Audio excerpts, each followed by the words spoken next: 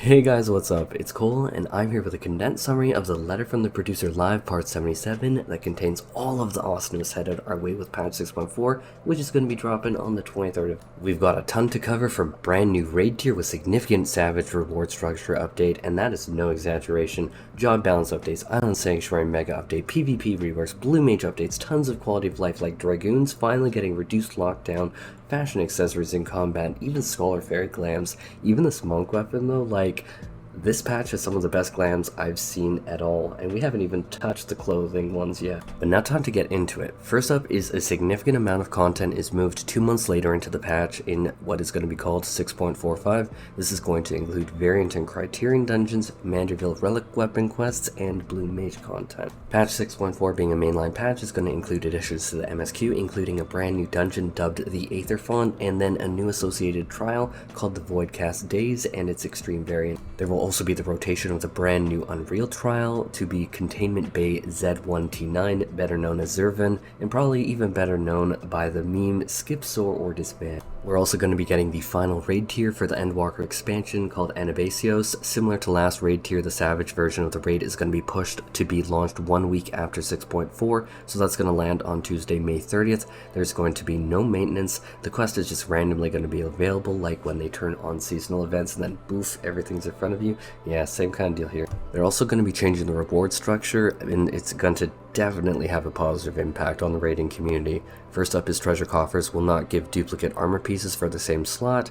Other than rings, that's a generally good thing, so multiple gloves won't be a thing. You also can get the body armor from the 11th floor, so body isn't going to be locked to the final floor as well as the weapon.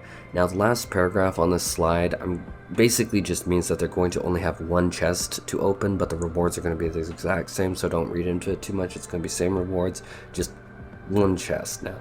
Now they also added changes to the books, which the body and leg gear only require 6 books now, and accessories require only 3 books. In addition, you can also change the Mythos 4 books, and for any other books at a 1-to-1 rate. So 1 Mythos 4 book for 1 Mythos 2, for instance. So straight up a floor 4 book for any other floor book, but you can only do that with the final floor books. Now in terms of them showing off what was actually going on for the Savage, I'm going to be honest, the music when they first demoed it hit really hard. It's those kind of lo-fi beats and I go wild for, so they gave it a little bit of edge though, so it's really it kind of pops, it hits different. I like it a lot. And they did demo some mechanics, and there were some combat voice lines, but they didn't want to show too much of the fight, so I can't really elaborate too much. Duty support has been added for a bunch of Stormblood expansion dungeons, which I think is great, because it'll let players who do want that solo story experience be better able to get it.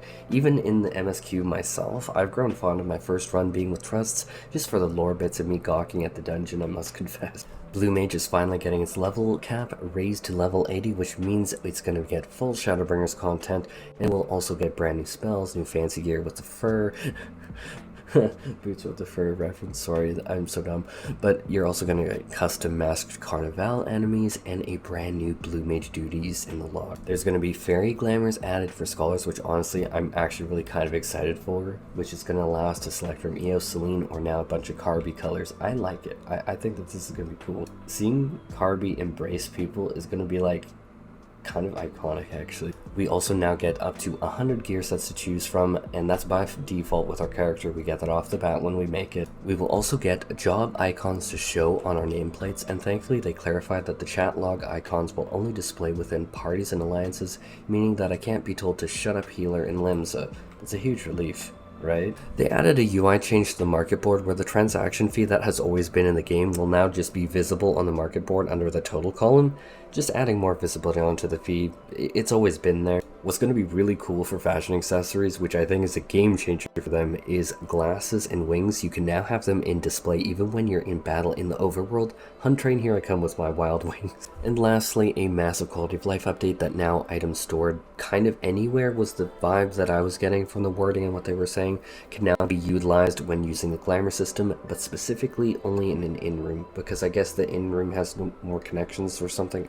Don't ask me, I don't know, but they said in an in-room you when you're using glamour system, you'll be able to select from more options. For job balance changes, they stated that their goals were to balance out the numbers within the roles themselves, but didn't have any large-scale changes for patch 6.4. Dark Knight was apparently mentioned very heavily in the Japanese community, so they, instead of like nerfing it, plan to buff the other tanks up to its level as an example.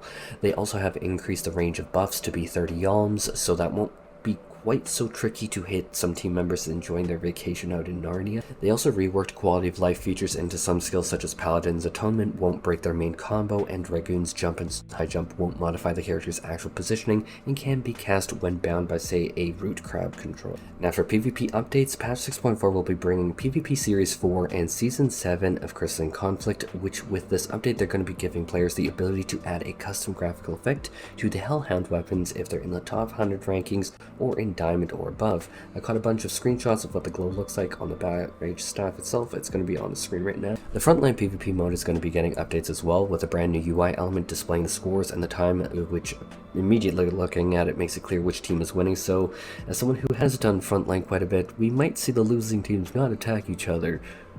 Maybe. Probably not, but you can change back if you don't like this UI element, by the way. Further Frontline changes include that they're going to still perform more balance passes for specifically Frontline to things like limit break gauge, damage taken by each of the jobs. Also, it's very important that the daily challenge Frontline will now award PvP series experience. That's very appealing to me. Fields of Glory Shatter is getting a rework to its rules as well. They did a massive overhaul to the map, and now the Allegan Tomeless have been removed, so they can't be occupied for points.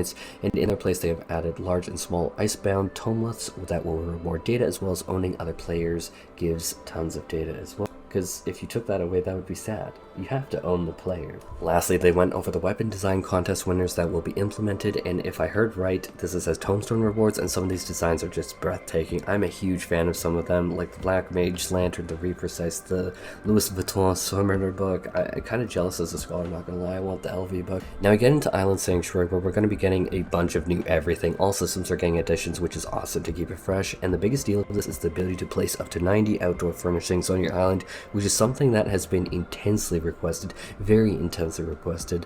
That's still such an understatement. You're going to be placing down furnishings as glamours using what is called island prisms, and they did state that you can stack multiple glamours on a single item, so that you can basically have like one statue in your inventory and apply it a ton of times, even with that one single statue that you owned. Unlike regular housing, where if you want 20 heaven on high towers, well, you're going to need to pony up and get 20 heaven on high towers. And of course, you can optionally dye items that you place down. They also added a bunch of new housing items, and I'm going to be honest, these are just stunning. We have nothing that look at all like any of these, especially with the new Island Sanctuary update. I can see these being extremely profitable to make and sell. Now, they went into the new variant and Criterion dungeon, Mount Rokkon, coming in patch 6.45. They really went into an overview of what a variant Criterion dungeon is. This is the same rule structure that we already know from the first one. Nothing really seems that radically different here. So in terms of variant Criterion, they did show some demo, and so I'm really gonna be looking at it, and I'm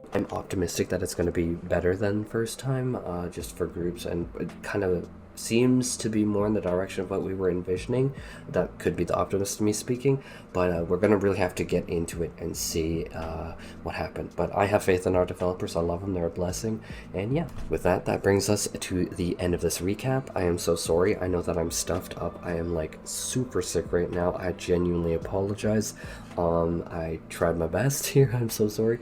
And with that, let me know in the comments what you guys are most excited for this patch. There is actually a lot that I really like, and I really want that Louis Vuitton book. Take care and have an awesome day.